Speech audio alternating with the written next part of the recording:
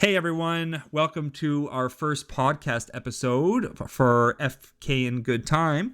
And today we are talking about Final Fantasy VII Rebirth and the many joys and not so much joys and theories of the game, and also a Stalker discussion of the console release.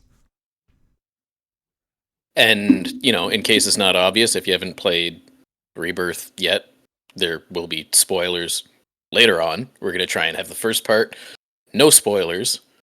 And then the second part, we can only limit the spoilers too, because Aviating has not fully made it through the game, and neither have I. Yeah. But just a warning. Yeah, I'm really slow. Well, I mean, so am I. You've seen the way I play games. Yeah, I mean, I beat Final Fantasy VII Remake for the first time, what was it, 2 weeks before Rebirth came out? So... It's something like that, yeah. You only had like an hour and a half or 2 hours left too. So yeah, it was so funny when I texted you and I was like, man, so like where am I generally? I'm like this level and so on, and you're like, dude, you have like an hour left. yeah, there's not much left. So yeah, I finished that up in an afternoon and called it quits. And then 4 days later, you got Rebirth. I know, it's true. And honestly, so funny side story about that as well. When I picked up Final Fantasy VII Rebirth, I also picked up Rayman 2 for Dreamcast. I have really fond memories of Rayman 2, but never enough. I never owned it, but I played it and I really liked it. So I saw it at the video game store, Microplay, and I was just like, "Oh yeah, man! I got a Dreamcast again, and I'm enjoying it. I got Alone in the Dark for Dreamcast. So let's get Rayman 2." And I made a joke with the people there, and I was like, "They're like, have fun playing Rebirth," and I was like, "If I don't play Rayman 2 first," and that's what happened. Exactly. Oh man. I had my PlayStation 5 on and it was like installing and it was updating and doing all of its thing. And then I switched my inputs to the Dreamcast and I played Rayman 2 for like 3 hours that night. And then got to Rebirth like a couple days later. It was pretty funny. Oh well. Yep. I think I actually left work early on the day that Rebirth came out. Oh yeah. Yeah, I was like, I don't feel well, I'm going home. Yeah. Yeah, I got a pain that's just like right in this general area. I gotta go. Yeah, you know that spot where a character gets stabbed right there. Was that like a mini spoiler? That was short. Well, That's a 26, 27-year-old spoiler. So at that point, Anywho, I guess we'll just get right into that with Rebirth. Yeah. So non-spoiler section first, guys. So you're safe. Yeah. So let's start. With, I guess, because you haven't played as much yet, let's start with what you like so far about it. Okay, so right off the bat, for people who don't really know my history with Final Fantasy VII, I played it a lot. I've beaten the game, I don't even know how many times, definitely more than 10 times. And I'm sick and tired of Midgar. Like, I hate Midgar. So the whole time I was playing Final Fantasy VII Remake, I was like, this is good. This is, like, really good. There was, like, some parts where I was like, I'm in love with this game. And then all the other parts, I was like, can we just hurry up and get this over with? I don't want to be in Midgar anymore. I'm fucking sick of it. I'm so sick of it. I just want out. And then I was crossing my fingers that Rebirth was going to be the exact same feeling I always have when I'm starting a new game in Final Fantasy VII. And that's as soon as I get out of Midgar, I finally just get rekindled with that same feeling I always got when the world map music's playing and the game finally opens up. And that's exactly what happened.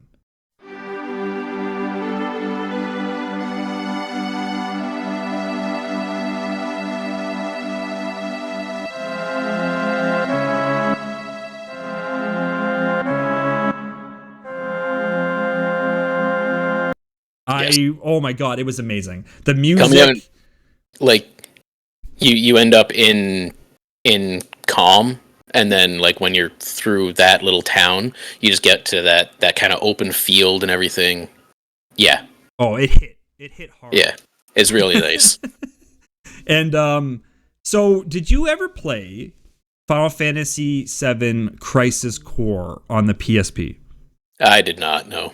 All right. So for the people that might love that game, I'm sorry, I do not. I think Crisis Core is very mediocre. But the one thing I do deeply love about Crisis Core is how they grew the character of Sephiroth even more, and it showed you exactly what he was in terms of a person and a friend to the other people that he worked with, which was something that was very lacking in Final Fantasy VII.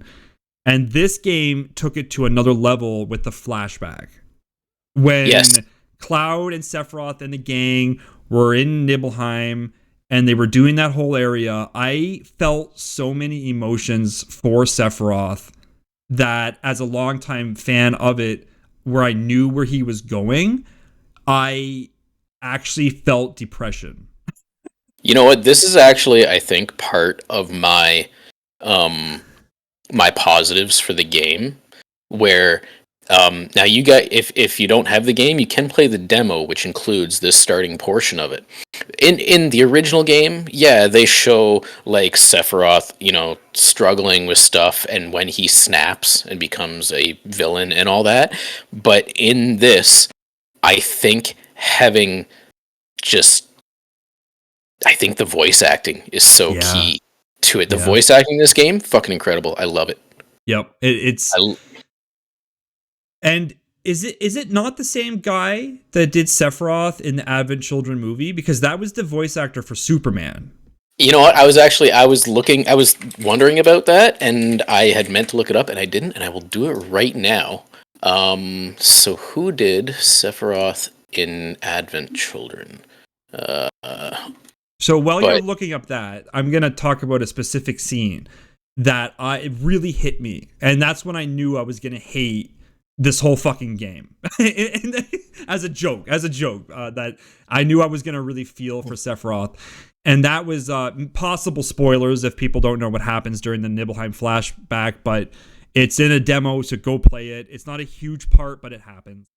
When it's not the same. Oh, it's not the same? Okay. Well, very No. good though. Very good nonetheless. Yes. It's when they're on the bridge and the bridge snaps and all of the group falls in the water. And in the Final Fantasy VII original game, the wood bridge snaps and then everyone wakes up on the ground and Sephiroth says one of them didn't make it or something along those lines. And that was it. But in the remake, or Rebirth, I should say, they end up falling into a river, or like a very fast moving river. And it's a very good scene because it shows you the difference between Sephiroth and the rest of them without involving any murder or killing. Yep. So everyone falls. Sephiroth is just standing in this high-powered river where everyone else is like struggling to even like swim for their life. He's just standing there. And he tries to catch one of the soldiers. Mhm. And if I'm remembering correctly, you might have to refresh my mind because I played this scene like very late at night. But I think, does Sephiroth capture Tifa? He captures Tifa. He catches Tifa, and I think he catches the one soldier, but I think he misses the other one. Yes, and then he tries to reach for him, and it you can see the defeat in his face. Yeah. And it's not something that he's used to seeing, and it's not something I'm used to seeing in Sephiroth's facial expressions is defeat. And Yeah, because like the old game, like facial expressions were super rudimentary. There was no voice acting. So yeah, really adds on to it with the body language, facial expressions, all of that. yeah, it hit really hard, I found. Harder than I thought it was gonna hit. And by the time that whole scene wrapped up, where, I won't spoil anything, but if you've played the game before, you know what happens to Nibelheim. I found it wrapped up so nicely because there was so much more to work with. Mm-hmm. And Yeah. it's funny because like the whole thing does follow the original game incredibly closely. Like very minor details added, but the whole of those details and the extra fidelity of both graphics and audio really, really helps it. Yeah. And it continues to help all the characters like the whole way through the game that I've played so far. And I've played up until I'm at the gold saucer right now. Yep.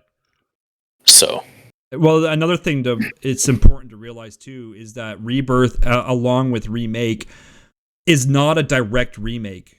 It's almost like another dimensional sequel to this game where some slight differences are happening, but the differences are canon. Where it's still acknowledging the original game, but small things are changing on purpose because and yeah, we're going to talk about that in the spoiler section because in the spoiler section.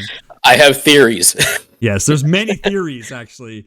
And it's funny because there's people out there that have already beaten the game, but we're what you call old people streamers. That's exactly. I was like, yeah, we're old. I heard it come into your mouth. You were like, old. Well, we have other things to do, damn it. Yeah, I know, right? Sorry, we work 9 to 5, okay? We don't have the time. So yeah, other positives, like I think the game looks great, runs well. I like the combat. I am playing on easy because I don't care too much about struggling through the fights. Like I just want to know what happens, what change. I want to just see everything, you know? Yeah. So I am kind of just flying through combat without issue.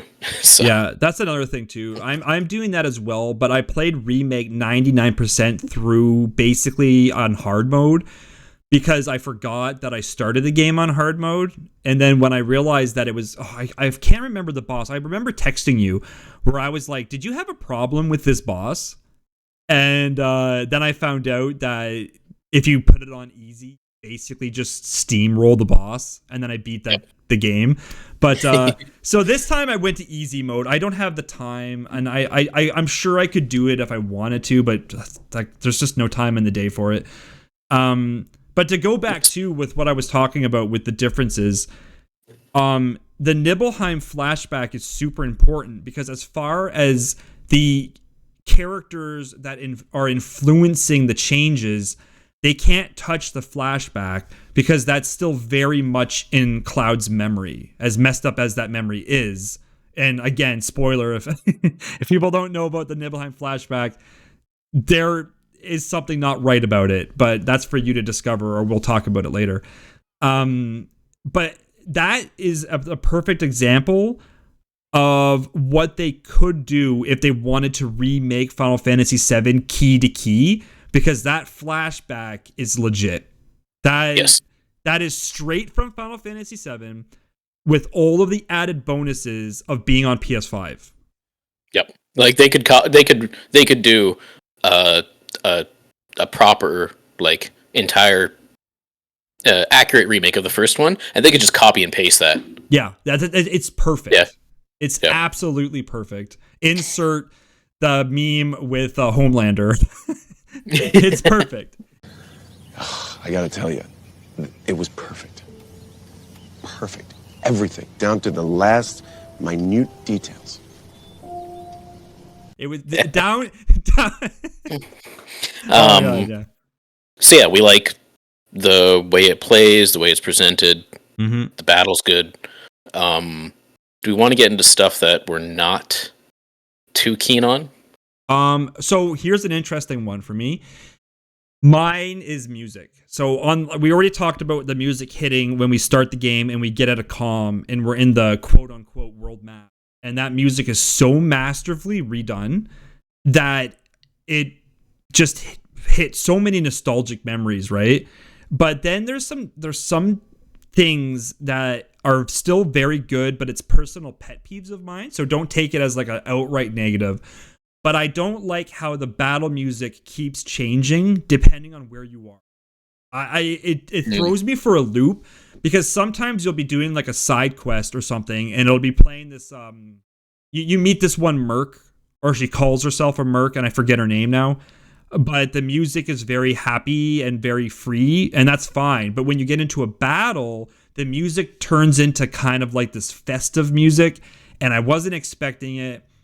And I just really like the original Final Fantasy battle music, like the Final Fantasy VII battle music. And that battle music doesn't always arrive. It's weird. Yeah. It's but on the flip side, with the battle specifically of a boss that's called the Midgar Stormir, I believe it's called now in this one, that sequence was amazing. I had to refrain from swearing right there because it was so good. The music changing as you continue the fight, I was just thoroughly invested. It was amazing. I was quite into it with that fight. I was having a great time. What about you though? Negatives? Yeah, like some of the music is a little different, but overall, I like the music overall. I have not had any sort of issue with it. I love the stuff that they've redone from the old games. Oh yeah. Man, the music for Gold Saucer fucking took me right back. Oh, I can't wait. I can't wait. Love it so much. Other negatives, man, mini games. Yeah. Mini games. They're not super egregious. Most of them are pretty easy. You know what? Queen's Blood, a lot of fun. I like the way they've done Queen's Blood, but there's a couple instances where you have to do a mini game to progress the story, and I'm just like, I don't care. I don't care. Yeah. Right. And I've heard about this from other people on YouTube. They've all mentioned mini games. Yep. And yeah, really a minor gripe, but yeah, I would like the option to just skip the mini games entirely. It would be nice. Yeah. I haven't gotten that far yet, but I'm sure you'll receive a text from me at 2:00 in the morning, and I'm just going to be like, mini games, man. Yeah, mini games. I guess my other gripe, which is also very minor, are you playing on the performance mode or the fidelity mode? I'm playing on, well, in my game, it's called graphics mode, so I'm guessing fidelity, right? Like that's... Yeah, so fidelity, yeah. That's what I'm playing on too. Apparently, there is a problem with it where, like, the background textures aren't as nice as they should be. Geez, you don't say. You've noticed too, eh? That's actually one of my points here that I wanted to talk about when it came up once again to me, because what is happening to the freaking graphics in this game? They have addressed it. They said that is actually not how it's supposed to be for the... Or no, you said you're playing in graphics mode. Yeah, graphics mode, yeah. Okay, no, that is how... are you playing 4K or 1080? 1080. Really? Okay. I'm playing at the performance mode to have the solid 60 frames. Okay, yeah. And yeah, like some of the background graphics are kind of weird and all that. They don't look great, but they've talked about it and they're like, yeah, and like some stuff in the background is not the way it's supposed to be. We are working on a patch for it. Well, I'm wondering if they also mean for graphics mode 2, because I will actually include a clip in this when I'm done editing to show people what I'm looking at when I'm playing the game.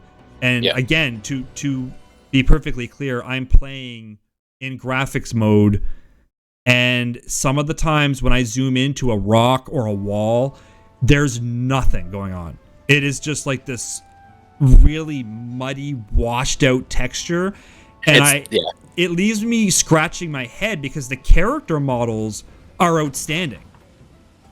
The character models, the effects, like if you pause the game and you can go and check out your items and your equipment, they look fucking incredible. Yeah, amazing. They look great. Like, yeah. So yeah, it does feel like a bit of an oversight. Like, yeah, you can't have the entire world look super fantastic. There are limitations, but there's stuff even in like the in-engine cutscenes where the camera will pass by something close and you're like, oh, is this mud or is this like a rafter, a wooden rafter? Like, what is this? Yeah, exactly. So yeah, another minor gripe. Before we get into my possibly spoilerish story gripes. Well, you know what? Let's hop over. We're gonna switch everything to the spoiler section now. Just because if there's any other positives, we can sprinkle them in there because we've talked about a lot of the stuff. Yes. So possible spoilers are starting now. And one of the things I want to talk about, this is one of my theories. I don't know if you feel the same.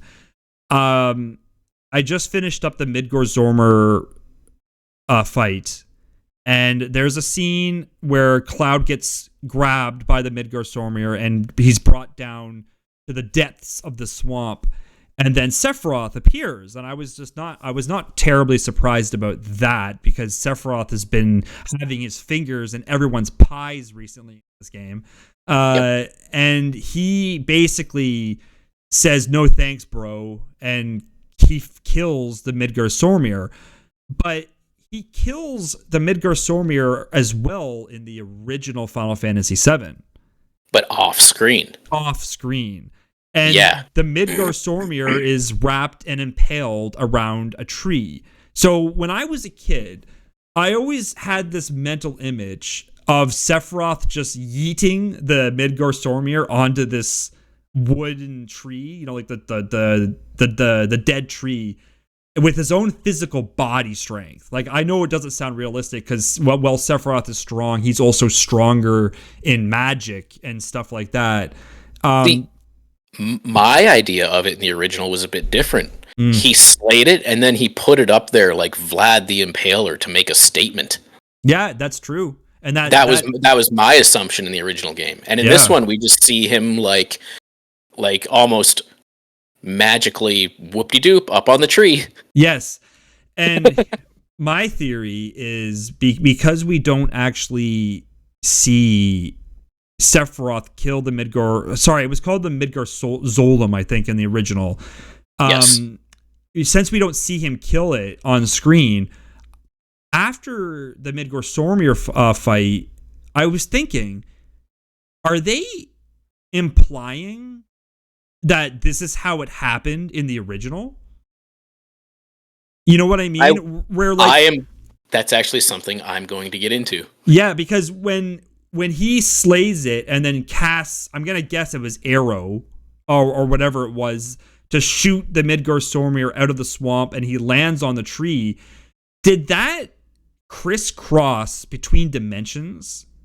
And is it like you wouldn't have known about it in the Final Fantasy VII remake, but since we're dealing with time and dimensions fusing together in alternative realities, could that have been what happened to the Midgård-Zolom in the original? Was that scene took place before you even got to the swamp? You know what I mean? Yeah, I know what you're talking about, and that is one of my talking points so far for where I am in the story. Oh, damn. Okay. Yeah. So do you want to get into that part right now? Go ahead. Lead with it. Yeah. So just a real quick go with a change that I don't like. Okay. You remember in the original game, after you finish Junon, you get on the boat to head towards Costa del Sol. Mm-hmm. And Jenova shows up. Yes, Jenova shows up in the basement near the engines, right? Or something like that? Yeah, and do you remember playing that for the first time? And it was scary as all hell? It was. Yeah, I remember not knowing what to do next. Yeah. The music is quiet, and like every time your counter goes up and you suddenly end up in a fight, you're like, oh no! Yep. Like how much is this? Yeah, it was scary. Not in this game. No way. I haven't. Oh, no. Shoot. I haven't got like I said. I just finished the Midgård-Zormr, so I'm not sure about it. It's not. I was really looking forward to it, and yeah, they took out the scary factor. That's a shame because they had some of that in the original Final Fantasy VII remake. Yeah, where they had that when you first get into the Shinra Tower, and it starts introducing the tidbits of information of Jenova. And yeah, and even in the Nibelheim flashback, there was some creepy values to that too. So to hear that they've completely ditched that for comedy is not even comedy. Like it has changed a little bit what happens on there with the whispers. Okay. But yeah, it just was not as scary. Right. Yeah, you feel so alone in the original one when you wake up and like the ship is in shambles and quiet and desolate. Yeah. Yeah, no, in this one it's a bit more um frantic, I guess, Right. for everyone. Like Um, not just you, like the ship's crew and everything. So, okay. yeah. Interesting. You just mentioned you said something there that I just got done watching a YouTube video, and I think I might actually link that video in the description of this one in case anyone wants to look it up. But it was a video detailing how Final Fantasy VII is the loneliest Final Fantasy, and that actually made me realize that that is correct. This is the loneliest Final Fantasy, I think. You just feel so by yourself. It was done by a YouTuber called Gnosis. And yeah, I will link it there because it very much is. And I think I think that is something that I'm missing in the remake is it's not lonely. Like, do you remember when you're walking around the world map, you can see the effects of what Midgar is doing to the world. Around Midgar, it's like decaying, it's dead, the music's playing. It's so eerie but beautiful at the same time. And then even the cities you go to, people are very quiet. There's not a lot to be said. And then you're going on this long journey, and like in typical Final Fantasy fashion, I mean, let's compare it to the one that came after, Final Fantasy VIII, one of my all-time favorites. That's very different feeling. Yes. And then you play the Final Fantasy VII remake and Rebirth, and it doesn't have that loneliness. Yeah, not nearly as much. Yeah. Yeah. So yeah, I was fairly disappointed by the ship to Costa del Sol. Right. Overall, though, I am absolutely loving the character interactions, the voice acting. You know what? They made Aerith they added a little bit of sass to her, and I love it. Her and Tifa are like besties, and it's great. That's amazing. Like I genuinely love interacting with every single character so far. Yeah, true. Also, when you meet Kate Sith, oh, I was God. I was not expecting that voice. Oh God. Okay. You have my interest now. I don't even know because I think I initially had your interest and now I have your fear. Yeah, pretty much. Because I remember I'm expecting from Advent Children. So if it's different from that, I don't remember Kate Sith and Advent Children at all. Really? Okay, that's interesting. Don't remember at all. All right. So if it's the same voice from Advent Children, okay. I don't remember it at all. So I was very surprised by Kate Sith's voice in this. Okay, maybe I'll add in a clip of that too, just for viewers. They can answer in the comments. But yes, I am loving everything to do with the characters. All right, everything. That's pretty cool. Set pieces, I think everything looks great. They put a lot of love and detail into all of it. I loved wandering around Calm, Junin, Costa del Sol was fun. Corel Mountain, the Gold Saucer, friggin' awesome. Yeah, I would imagine because that's probably the main set piece of this game is the Golden Saucer, right?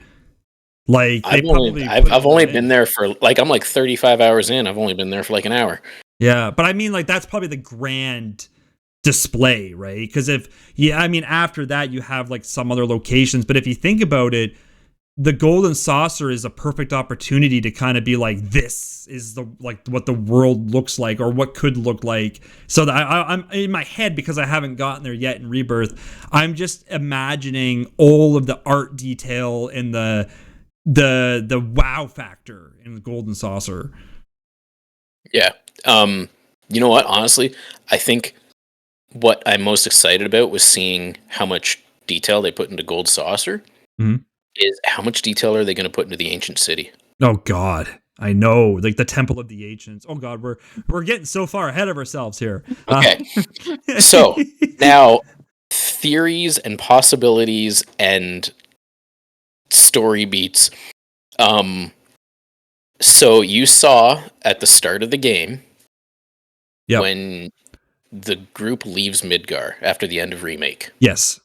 there is a cutscene of Zack returning to Midgar with Yeah. Cloud. Yes. Yeah. And he finds Aerith there. Yep. And her holy materia drops out of her hair that's all tied up. Yep. She's unconscious. Cloud is unconscious. Oh, I thought it was implying that they died. No, No. they are unconscious. So do you think that they're unconscious because the two worlds have joined? I don't know. It gets how much do you want to know? Like there's one or two more little cutscenes that add to the intrigue of it that I would say are spoilers, but they haven't given me enough to figure out what's going on. So what do you want to know? I don't know. I have a feeling we could touch upon that, or we could potentially save that for another video, because I'm feeling that there's a lot to talk about. Yeah. I'm okay with saving it. Yeah. Because the implications are wild. Yeah, maybe we'll wait until next time. I'll get further in it, and then we'll touch base on that, and then talk more about it. I can't remember if it's in Costa del Sol, or if it's before that. But there is some talk about the holy materia. Right. Okay. And when you get to it, you'll be like, "Oh my God, is this what Nathan was talking about?" Yeah, 100. I can't wait. There's also, have you had a cutscene yet where Aerith is talking to someone? No, not yet. Okay. Yeah. So, well, actually, to close up this section, because we have one more brief thing to talk about before we wrap up this video, I have a feeling, and maybe you know you're gonna snicker or something because maybe you know more about it, but I from the beginning, or sorry, not the beginning, from the ending of Remake, I had a suspicion that even when Aerith says, "Oh, I don't really know what's gonna happen or what's going on," I was just like, "You're lying." She knows. She has to know something. Man, everything I've seen so far, she knows something's up. Yeah, like she's got to know way more than she's now. Now, that's the Aerith with our party. Yeah. Does the Aerith with Zack know anything? And what about Aerith because of the translation error?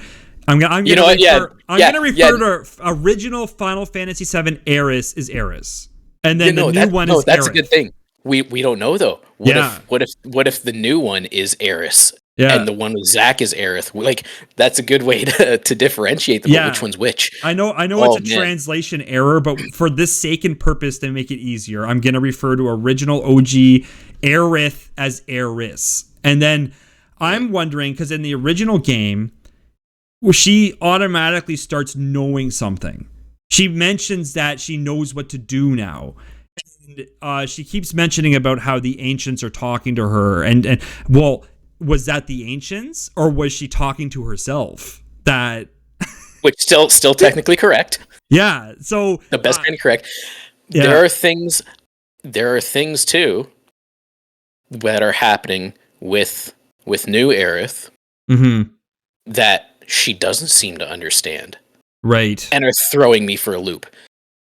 Like something happens and she's like, "What's up with this?" And I'm like, "Bitch, you tell me." Yeah. I have no idea. Yeah. Yeah. Man, the possibilities are really throwing me for a loop to the point where honestly, this game could just like you could walk in a room and there's like Titus and Orin just ready to party. I don't know. I'm almost expecting it at this point.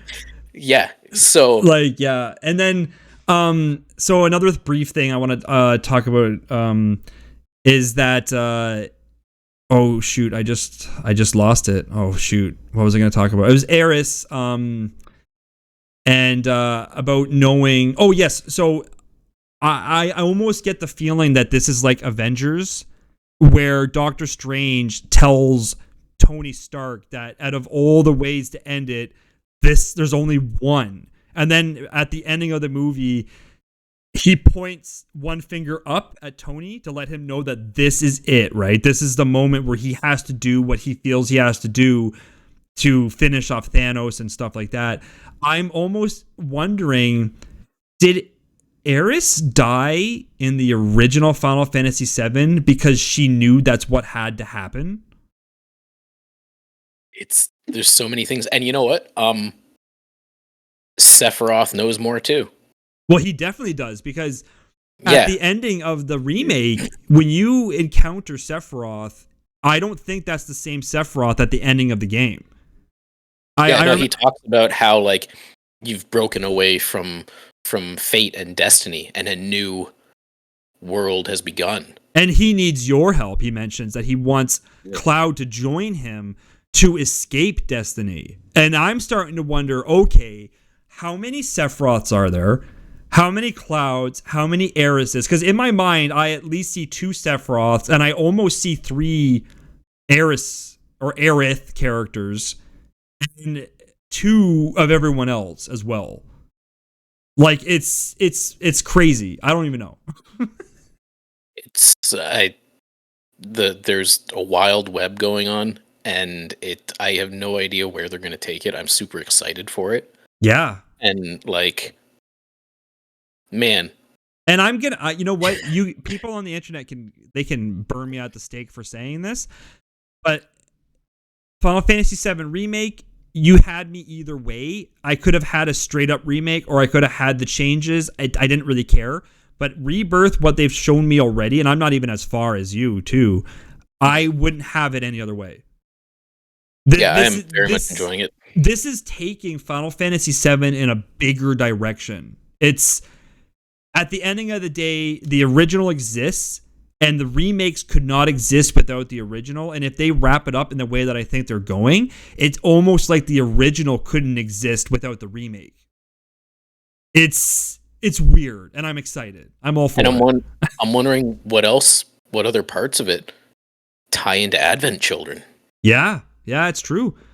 And are we going to see any hints to what happens to Kadaj and everything in Advent Children? Like, are we going to see hints of that? There's so much that they could explore, in not even in this one, but the third one, right? Because it's going to be a trilogy. So yeah, unfortunately. Yeah. So anyway, let's wrap that up and talk about the last point really quickly. And that is completely out of the blue. And I saw it on the PlayStation Store, and I had to text Komodo over here and be like, when did this happen? What the heck is going on? Why didn't anyone tell me? And that is Stalker Trilogy on the consoles. I think they only announced it like a month ago. Yeah, like what? I have so many questions, because as much as I adore, like, you know what? I don't love Stalker. I adore it, because when you adore something, you don't care if it's bad. Okay, like I love and adore Stalker with its problems and everything, but I'm not lying when I say that the community fixed these games. Like, yeah, they're unoptimized. They're full of bugs, content that wasn't finished, and the community made mods for all 3 of the games, and they made them perfect. And now you take those games and you put them on the consoles, and I'm like, how are they? Yeah, I haven't seen anything, and actually, it's even wilder. I didn't realize this. They announced and released them in the same day. That is crazy. You know what? I'm not going to buy the trilogy. I'm probably just going to buy Call of Pripyat, and then I'm going to play that, because that was probably my, not to say my favorite, but it was the one that felt the most playable. So I'm going to play that one. Call of Pripyat was definitely the most playable. Yeah. I haven't seen any reviews, and I'm like interested to look them up. They released it for technically PS4 and Xbox One. Oh, so it's on all 4 systems except for Yeah, Switch. because of the backwards compatibility. Yeah, true. I am watching like a little video on YouTube here right now. It seems to run fairly smooth. That doesn't say anything about the bugs exactly. Yeah. But yeah, like, and it's weird because like, yeah, the games are so much better with mods, but there's only so many mods for it because the bones of those games are so good and intriguing. Yeah, it's true. You know? It is true. Yeah, like when I first bought Stalker, went right at release, the game barely functioned great. Now I didn't have a top of the line computer, but I was within around the entry level of recommended specifications, so I was like within that window of acceptance. And then after a few updates and patches, everything ran better. But I remember I couldn't stop playing this game even through the crashes because it was so well done. Yeah. Like the world itself was so captivating. So even if we just get a bare bones release on the consoles, I think even with the age of the games, it will find its fan base because it's been here and it's done that. It's like, I'm glad for them to, have more options and get a little cash injection before the new game comes out and all that. Yep. It just, I was not expecting it. No. Totally out of left field. You're telling me. I was like spending a good 10 or so minutes looking at the screenshots on the PSN store. I was like, is this the same game? And it's literally just cut and paste. It's not even any graphical enhancements. It's just the Stalker games on the systems. And I was like, okay, why not? It's been out since March 6th, so it's been 11 days. And Metacritic still does not have platform scores. That's so weird. I don't know what to say. Yeah. Hold on. What's it called? Legends of the Zone, I think? Possibly. Yeah. Yeah, Legends of the Zone is what it's called. What is... Gaming Bolt gave it an 8 out of 10, I suppose. Dang. Yeah, I'm not seeing really... Oh, wait, what's this? Oh, yeah, Gaming Bolt gave it an 8 out of 10.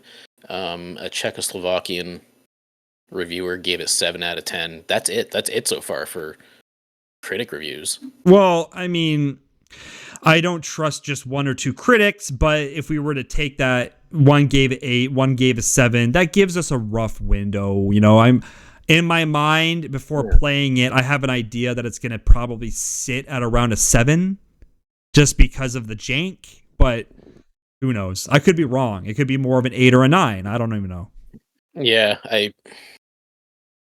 just a wild release. It is was wild. Not expecting it. Yeah.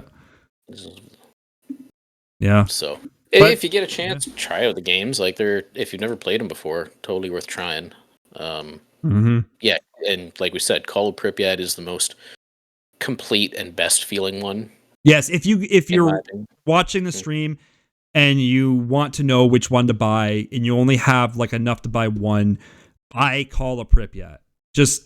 You're not going to get the full story, but Call of Pripyat is probably the most accessible one out of the 3. But yeah, do whatever you wish. It's whatever. If you want to get the story, play the first one. But yeah. Without actually playing it, I don't really know what else to say about it. Yeah, I like the original games on PC, especially with mods. Oh, the mods. That's a whole other video. We have to stop talking about it, or we're going to be talking about this for an hour and a half. Yep. Yeah, I don't know that we have anything else to talk about until you play more Rebirth. Yeah. And the next time you've played more Rebirth, I will have played even more. Oh God, the cycle. Because I'm very much enjoying it. Yeah, that's well, now that I've popped it back in here, because me, I don't know if you bought it digital. Did you buy it digitally? Yeah, I did. Yeah. So I'm still a physical guy. So I have a physical disc for Final Fantasy and also Helldivers 2. So for the longest time when I wanted to play Final Fantasy, I would turn my PlayStation on and the Helldivers 2 disc would be in it, and then I would just somehow get stuck playing Helldivers 2. Also, great game. I haven't played it in like a week and a bit just because I've just been I've just been tired, man, and Well, just laying on the couch playing Final Fantasy is the thing to do. yeah, it's true. It's true. Yeah. But that wraps up this video. And yeah, everyone here, go try out Stalker. If you do have any information about it, comment in the comments and share your ideas about Final Fantasy's wild, wacky adventures. Yeah, that's about it. Yep. And we'll talk about it more next time, I'm sure. Yes, absolutely. Yes. All right. Well, and possibly, you said you're playing through Alone in the Dark? on the Dreamcast, yeah. Well, the new one comes out like next week. Oh, what's that? A new topic for the next video? Alone my in the goodness. dark. Almost like we planned it. We didn't. We didn't. Alrighty. Well, okay, we're signing off now. Yep. All right. Catch you guys Okay. later. Bye.